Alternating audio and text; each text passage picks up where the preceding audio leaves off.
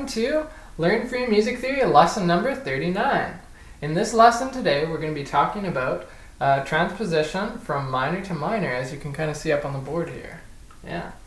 So you should have, if you're going to do this video, you need to have gone through major to major transposition, because minor to minor is basically building off the same foundation. And it's actually not that much different than major to major transposition in general. Like, the same basic rules apply. There's actually very little difference. I'm just going to be kind of showing you guys what to look for and, you know, a couple other things, but it's really not that hard. If you've already done major to major transposition and you understand it, then it's going to be really easy actually. So let's just get right started. Okay guys, so we covered major to major intervals in level number 2. I just wanted to give you guys just a little quick review on what happens in major to major transpositions, and then we'll go into the minor to minor. Okay, so minor to minor is actually going to follow the same basic step process, and so I'll just go through it right now. So the first step is we need to find the difference in the intervals between the two keys that we're trying to transpose. So if it says go up a perfect fifth, that's going to tell you, okay, so if you're on C, you're going to go up to G, right? Or if you're on F, you're going to go up to C. You know, and that's basically the interval difference. Now, in other words, it could say go from G minor, and then it could say or not G minor, let's say F major to D major. So now you have to actually count the interval difference, okay? Now, those are the two ways that we find the intervals. That should probably sound familiar to you. If it doesn't, then you should probably go back to the major to major transposition and review that video again, and then do this one. I wanted to break it up because I didn't want to do major and minor all at the same time. And in the syllabus it was saying that you only need, the Canadian syllabus, you only need major to major in level 2, and then minor to minor comes in level 3. So that's kind of why I did that. Anyway, okay, now, so find the difference in the intervals. Next, move the first note up or down. Now what I mean by that is, so say you have a little melody in C major, right? Now you're moving it up a perfect fifth to G. So your first note, say if it was on D, but it's in C major, okay?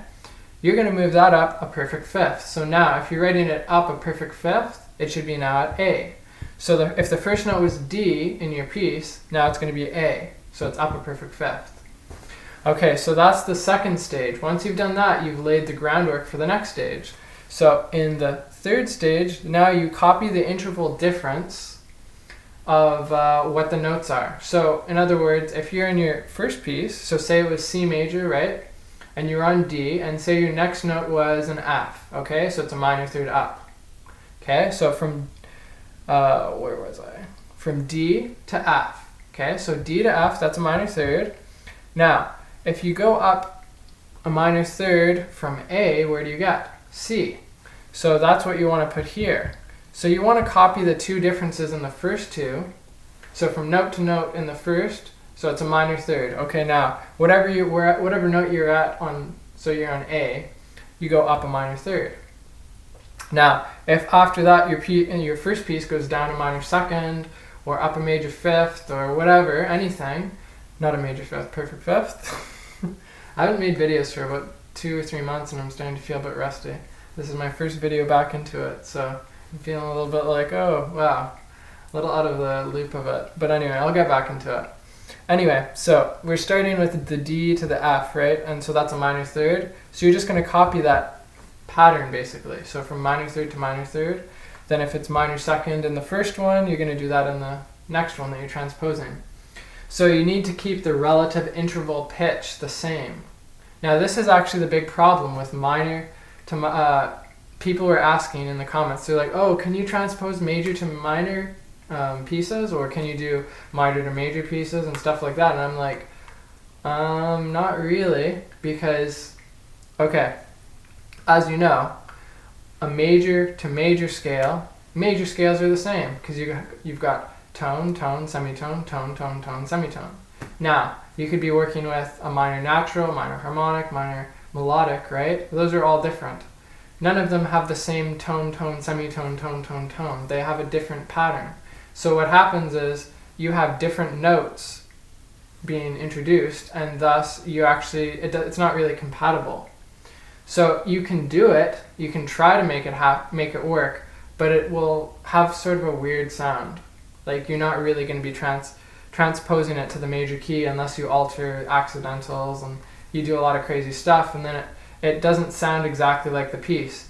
The idea of transposing is that it sounds exactly the same, you're just moving it in pitch up or down, okay?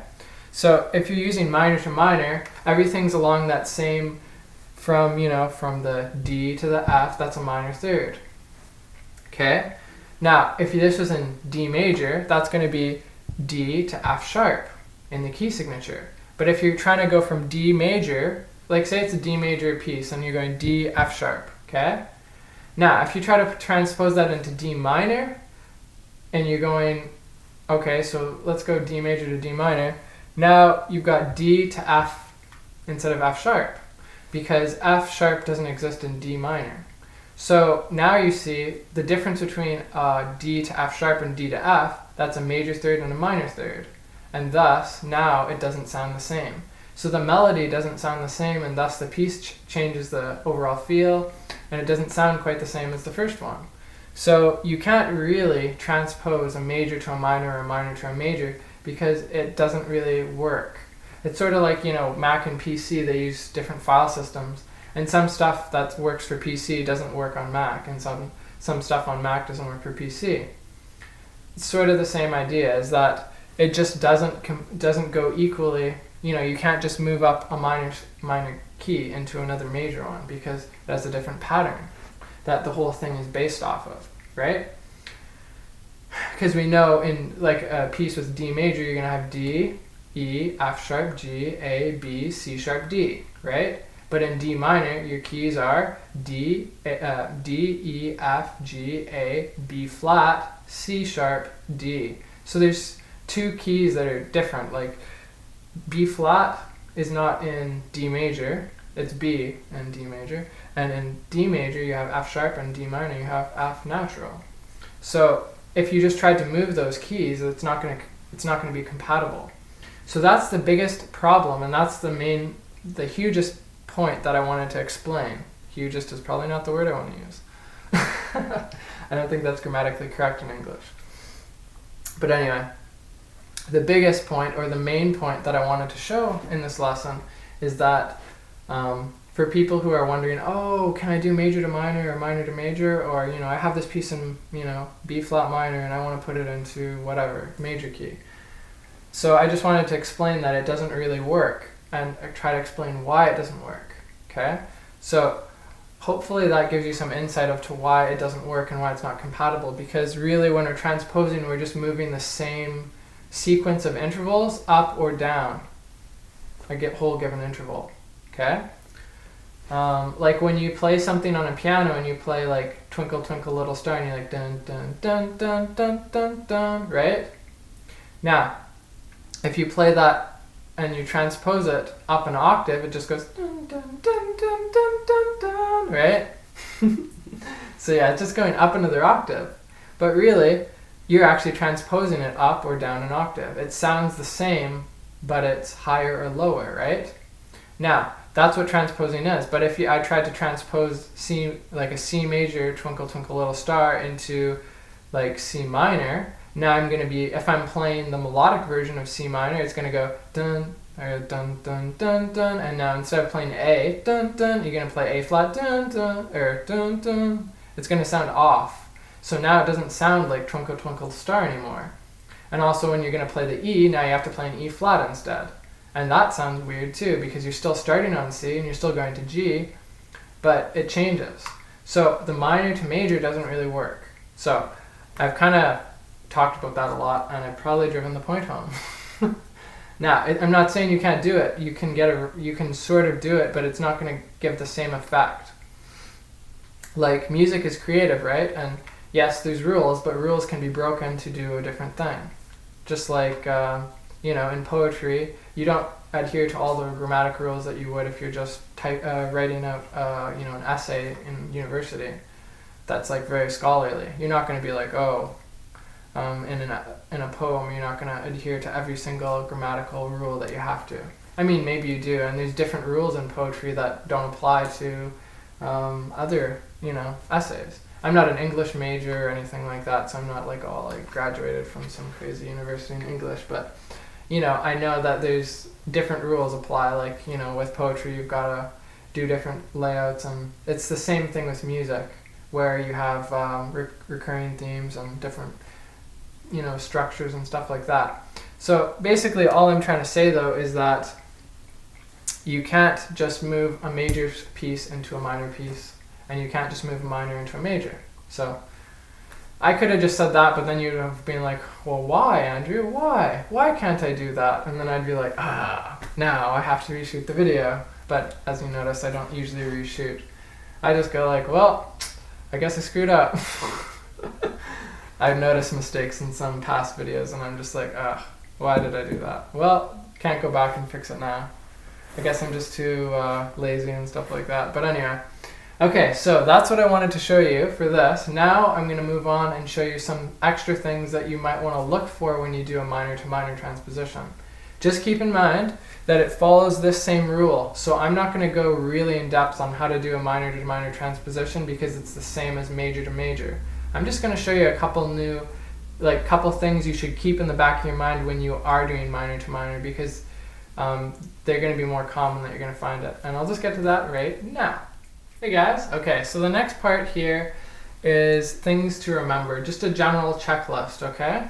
Now, I said before, I'm not going to go and actually show examples of minor to minor because there's really no point. I've already explained it with major to major. So, okay, so first up, at the very top we see watch for accidentals. Now, when you go into a minor mode, you're going to be using a lot more accidentals because remember, what do we do with the harmonic minor? We use an accidental to raise the 7th note. And what do we do in the melodic minor? We raise the 6th and 7th note on the way up and natural them and lower them on the way down. I guess not natural them, lower them, because sometimes you would be, going to a natural, then back to a flat on the way down. So, bad mistake there for me. Okay, so anyway, just remember, there's going to be lots of accidentals coming. Now, you will see the harmonic and the melodic minor come out. Not just usually one or two. Especially in music written in the Baroque era, when they were adhering to the rule that you could not write a melodic, basically a note that was an augmented second. Okay? So they would avoid the use of going from like an F to like a G sharp. You couldn't do that. That's an augmented second. That's against law. There was a law back in the day with the Roman Church, like the Roman Catholic Church.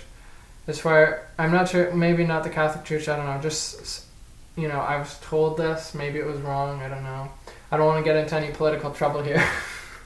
Anyway, I just heard in music history class that if you sung an augmented second or anything or you played it on, music, that it was considered like you were demon possessed or something like this. And so that they would, throw you in jail, or it was against the law or something like that. All I know, I knew this because when I was studying music theory, when I was doing my melody writing and stuff like that, in harmony, you have to follow the Baroque rules, and the Baroque rules were based off of this, that it was illegal to write an augmented second. And so even in exams today, when you're doing that style, you can't write an augmented second. You just can't. Okay? So you avoid the use of the augmented second by using the melodic minor. So what you'll find here is when you're basically, looking at a minor key piece here. Man, I'm really stumbling over my words right now, aren't I? Okay. Okay, so you're going through a minor piece, and you're going to see lots of sharps or flats or naturals, just lots of accidentals because things are changing and moving. Because generally, the 7th note is going to be raised, okay, especially on the way up. So when you're going up in that piece, there's going to be the 7th note is raised. So you have to watch for, so I'm asking you, the next part is ask yourself which notes are the 6th and 7th. So right before you even start doing your transposition, if you know you are in D minor, okay, and say you're going D minor to G minor, okay, Now, first, okay, on a little side note, you could write it down if you don't have a great memory, or you can just remember this for the time being. You can remember, okay, D minor, the 6th and 7th are C and B. Now, how do they interact? Well, C sharp is raised on the way up, so C sharp. Now, raising the 6th would actually lead you to a B, so it's going to be a B natural because B flat is in the key signature. Okay? Hopefully this doesn't sound confusing. But the 6th and the 7th are the two notes where you're pretty much guaranteed there's going to be accidentals in here. And why this is important is because you have to transfer and remember that the difference in the intervals when you move them up stays the same. So you can't just write the note. So if you write like a B flat, and then you move it up here, it has to be different. It has to make sure that the interval from the note previous to that note is the same as it is in the original. So you have to carefully just watch. Whenever you see an accidental in your transposing, stop. Stop and watch, and make sure that you observe very carefully what that interval distance is and how you're going to have to write that in your transposition up. Because if there's an accidental there, you're probably going to have to put one above as well. Sometimes you don't, but you're going to have to really look and pay attention to that. So it's helpful if you remember that 6 and 7 are going to be the ones that you're going to run into more often. And so then you can sort of start getting a pattern going because you're going to keep finding the same ones being raised, and then you know what that's going to look like in the other piece, like when it gets transposed up. Okay? Okay, now what's next? Okay, remember, minors sometimes end on a major key. So I wanted to add this in too because you guys probably haven't heard of this. I don't think I've covered it yet. It's pretty common. Maybe I shouldn't say pretty common. It is common enough that I should mention this, is that some minor pieces, they will actually end on a major key. So usually what they do is they're just going to raise the middle, the third of the root chord, like the 1 chord, up a semitone. So in case of C minor, C, E flat, G, they would raise it to C, E, G. And so everything's going to sound minor, and then at the very end it's going to go dun, and it's going to have a major chord instead of a minor chord. And that's called a tierste Picardy.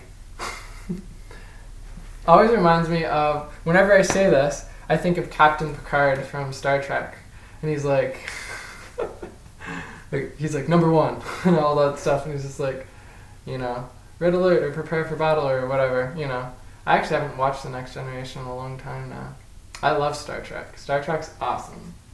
I really liked, I liked the movie that they just released recently too, although it didn't really have the Star Trek feel that they used to have, so I think it's changed quite a bit, but, I still like Star Trek as a series. Anyway, I should probably get back to what I was talking about here. Okay, so tierste Picardy, you could just remember, you think of Captain Picard, okay? He's like a major important person on the Enterprise, right? So think of Picardy as major, that you're ending on the major key. So tierste Picardy. It's sort of just a nickname, but really what it's saying is it's ending on the major key. Now the purpose would be, they didn't really tell you why you do this, other than, I'm going to guess that you would put in a tierste Picardy if you want to give it a happy ending or something that's a little bit less expected. So instead of ending on that gloomy minor chord, if you end on the major chord, it kind of gives it like a glimmer of hope. It gives it like there is light at the end of the tunnel. Because usually minor pieces are a little sadder and more gloomy and dark, and they're not as happy and go lucky as the major counterparts. So it's just like when you get into a major ending, it kind of gives you like a glimmer of hope. So that's about that. Okay, so basically in general, out of all this stuff, you're going to follow the same pattern with the major to major transposition, but you're going to watch more closely for your accidentals, specifically on the 6th and the 7th notes. You're going to see the 6th raised when you have a lot of notes moving in a melody. So as it's going along the page, and say it's going up to the tonic, okay, then you're going to have to raise the 6th and the 7th going up because you have to avoid the augmented second. And if you can only avoid it by raising the 6th, so that 6th gets raised up. So that's when you're going to see that 6th raised. when it's going back down, it's not even going to be there. It's just going to be back to normal. So if it occurs in the same bar, then it's going to get lowered back down. If it's not in the same bar, like say it goes there and then it goes back, starts descending in the next bar, you won't even see the accidentals because the accidentals won't carry over to the next bar. So just be mindful of those, basically those facts, or those facts is a bad word. Just like, the 6th and 7th, watch out for them. Now, remember remember that minor sometimes ends on a major key, the two-step Picardy. So just remember that they might alter the last note, and don't just assume, it's just going to be the same, end on this F minor chord. They might throw something at the end. So just because you've gotten all the way through this piece and now you're like, oh, I'm at the end finally, now there's just this last note, and I know it's going to be the tonic, right? Don't assume that it's going to be minor. Always check, always make sure. The basic principle that could sum this all up is, instead of just assuming that each interval is, it's just going to be the same and not really taking into account the accidentals, always be looking and see how much information that you can take from this page, and don't overlook anything. Always be, once you do finish your transposition, it's actually a good idea to go back, and then now, instead of thinking that you did this work, now think that you're someone else, and it's like you've been hired and you're paid like $300 or $400 to see if you can find a mistake in the thing that you just made. So now you're like, okay, can I find a mistake? Can I find a mistake anywhere? And so you're looking so that the interval distance is identical. It's just everything is being moved up, whatever interval you're trying to transpose it. So like major second, minor second, whatever. Okay, so, and one other thing, in case you're just wondering, yes, you can transpose up a minor key up like a major second, okay? Because a major second is just a distance. So yes, you could go from C minor to D minor, right? C to D is a major second. So just because it says, major second, minor second, whatever, that doesn't mean that you can only transpose into a minor or major key. Some people might have got that confused maybe, so I just wanted to add that in there. Okay, so now let's get into some homework. Homework. No. Hey guys. Alright, so for your homework, what you're going to do here is you're going to find or draw. Now I'm giving you the option because drawing out a whole piece could be a little bit much. It might take a little bit of time, and it's, not that important to draw them out. I mean, you could if you want to. It's a good composing experience. So what you're going to do is draw 5 lines. Now what I mean by lines is you're going to find different pieces in minor keys, okay? So you can, if you have sheet music at home with lots of stuff that you can go through, you can find 5 minor pieces, and you're going to have to use your skills of determining what, key a piece is in to be able to figure this out first, right? So first you're going to do that, and then what you're going to do is take the first line of 5 different pieces in different keys, like they all have to be in different keys or different pieces, whatever. And then what you're going to do is you're going to move those up or down. You can choose. I would prefer it if you could do maybe 3 up and 2 down, or 2 down, 3 down and 2 up, so it's a pretty equal number. And mix it up with the type of interval. Do some that are big intervals and some that are smaller. Okay? But I'll leave that up to you, what you want to do with it. Then you're going to transpose each one into another key. So you could draw your piece out and then move it up like a major sixth. Okay? So you could be like D minor and then go up or go down or whatever you want to do. So just do 5 of those, and for each line it should be roughly at least 4 bars long for a line. So 4 bars, and so that means that it can be, like ideally it would be good if it was like a grand staff with treble clef and bass clef, and then you want to make it look identical. So it will not look identical, it's going to look different because it's going to be up or down, but what I mean is sound identical. So when you play it, it should sound exactly the same.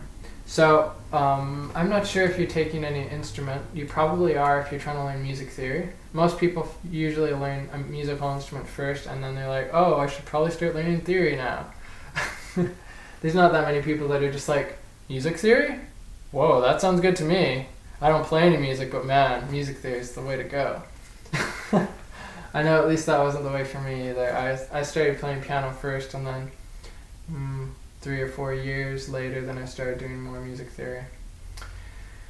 Okay, anyway, so backing away from that though, so just make sure that you do your 5 lines. So it's going to be about roughly 20 bars of transposition, and so you're going to do the five different pieces, and you're welcome to find like a Mozart piece or Beethoven or whatever, and just take the first first line or first 4 bars of the piece, and then transpose that into another minor key. Just make sure that that piece is actually written in a minor key.